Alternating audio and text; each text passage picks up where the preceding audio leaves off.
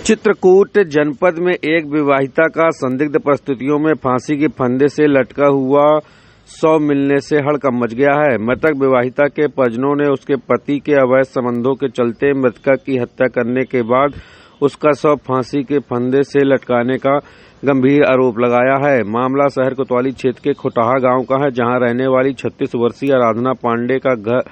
घर पर फांसी के फंदे से लटका हुआ शव मिला था, जिसके बाद उसके परिजनों ने उसके पति रामभूषण पर हत्या करने के आरोप लगाया है। पीड़ित परिजनों ने बताया है कि मृतका आराधना पांडे की शादी 13 वर्ष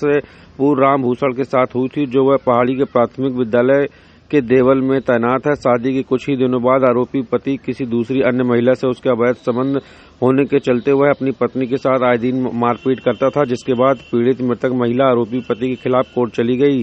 और वह अलग रहने लगी। लेकिन सामाजिक दबाव के कारण फिर से दोनों का समझौता करा दिया गया और फिर से वह साथ रहने लगे थे। लेकिन आरोपी पति के हरकतों पर कोई सुधार नहीं हो रहा था। किसी दूसरी महिला के अवैध संबंध होने के चक्कर में उसके साथ आए दिन अपनी पत्नी के साथ मारपीट करता था, जिससे मजबूर मृतक महिला अपने 2 बच्चों का पेट पालने के लिए एक किराए के कमरे में रहकर सेंट थॉमस स्कूल में पढ़ाने की प्राइवेट नौकरी करने लगी, जिस पर पति उसका अचानक आकर आए दिन उसके साथ गाली गलौज मारपीट करता था। जिसके बाद कल अचानक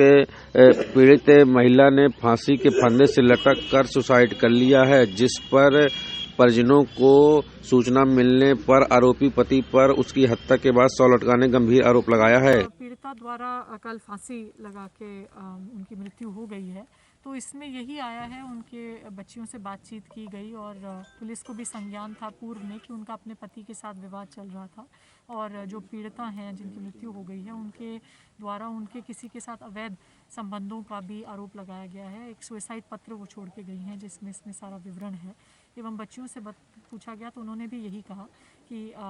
उनके बीच में माता पिता के बीच में काफ़ी तनाव रहता था और ये महिला अपने बच्चों के साथ अलग रहती थी, पति कभी कभार आते जाते थे।